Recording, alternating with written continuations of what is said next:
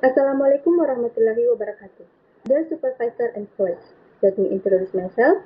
My name is ANDI MAGHFIRAH ZAINAL, together with my fellow research Agus Diwana Swarni and Abdul Hadi from Muhammadiyah University of Makassar.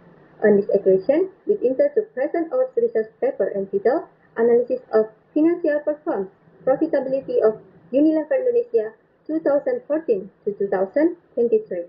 Introduction and background. Unilever Indonesia is a major player in the FMCG industry with over 90 years of experience, managing 42 renowned brands. The company has shown resilience in navigating crises, including the 1998 monetary crisis, the 2008 global crisis, and the COVID-19 pandemic. Recently, the 2023 MUI Fatwa number 83 was an additional challenge for the company.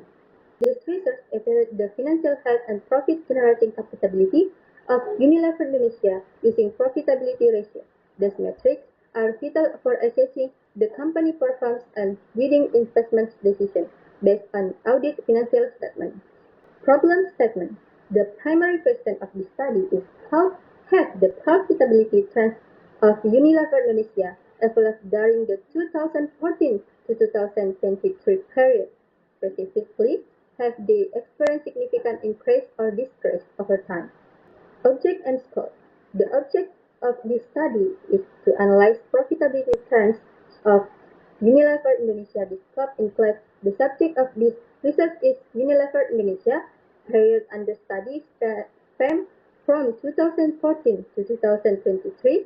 Focus is on analyzing profitability trends using key metrics such as return on assets, return on equity, and net profit margin. Data source for this research consists of audit annual reports of Unilever Indonesia. Literature review. Profitability, a critical measure of a company's financial performance, is often evaluated through measures such as ROA, ROE, and MPM. These metrics offer insight into operational efficiency, financial management, and overall market position. Methodology. This is a described quantitative study analysis secondary data from Unilever Indonesia audit financial reports from 2014 to 2023. The study employs financial ratio calculation from ROA, ROE, and NPM identifying trends over the select period. Results and discussion. Analyze calculation of Unilever Indonesia. Based on Table 1, Unilever Indonesia return on assets range between 46% in recent years, showing a slight decline trend. The ROA was recorded at 39.20% in 2014, then increased to 46.60% in 2019 before declining to 30.60% in 2022.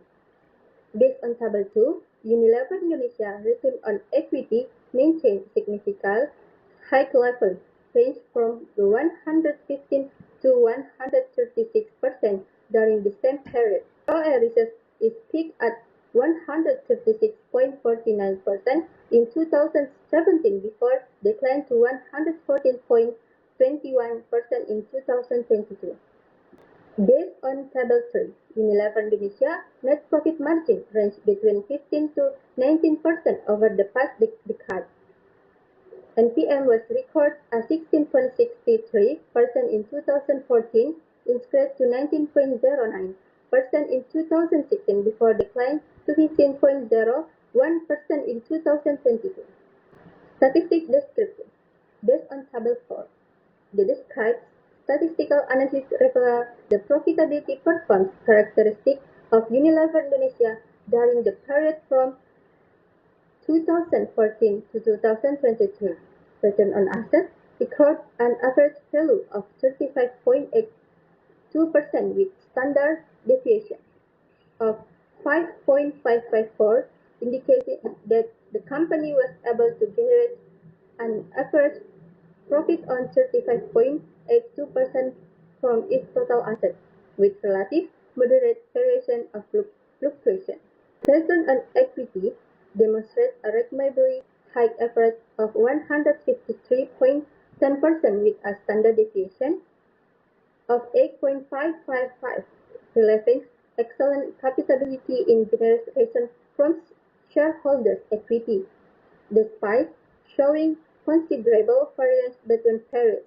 Meanwhile, net profit margin maintained an average of 16.13% with standard deviation of 2.700, indicating that the company consistently converts 16.13% its sales revenue into net profit with relative stable fluctuation level.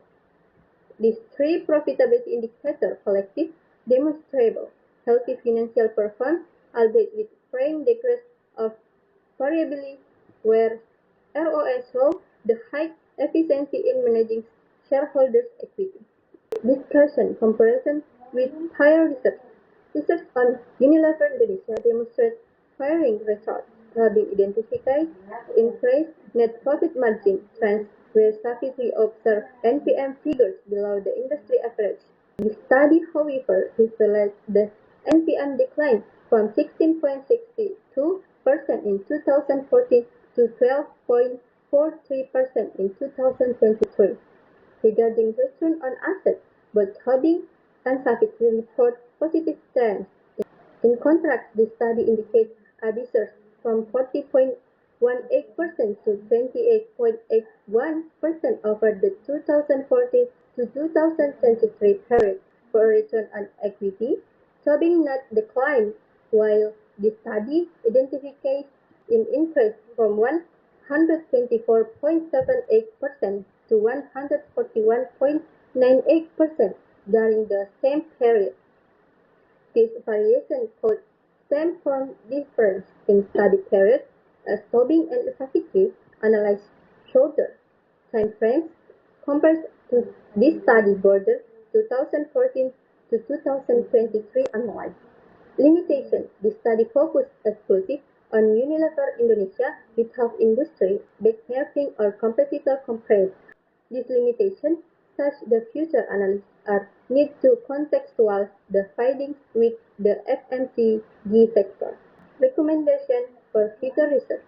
Future research should focus on conducting comparative financial analysis between Unilever Indonesia and other similar companies to better understand its competitive position. Expanding the dataset beyond 2023 will provide more up-to-date insights and help account for specific events like the COVID-19 pandemic.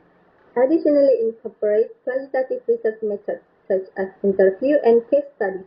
Can see like a non-financial factor include product innovation, operational efficiency, and marketing strategies. Conclusion. Future research recommendations for the analysis Unilever Indonesia are threefold. First, research should conduct comparative financial analysis between Unilever Indonesia and similar companies in the industry to better understand its competitive position and market performance. Second, the dataset should be expanded to include financial data beyond 2023, which will provide more current insight and minimize potential biases from specific events like the COVID-19 pandemic. Finally, future studies should incorporate qualitative research methods such as interviews and case studies to examine non-financial factors include product innovation, operational efficiency, and marketing strategies. This approach would provide a more comprehensive understanding of the company's overall performance and strategic position with the industry. Thank you for attention. I welcome any question for feedback on this research. Assalamualaikum warahmatullahi wabarakatuh.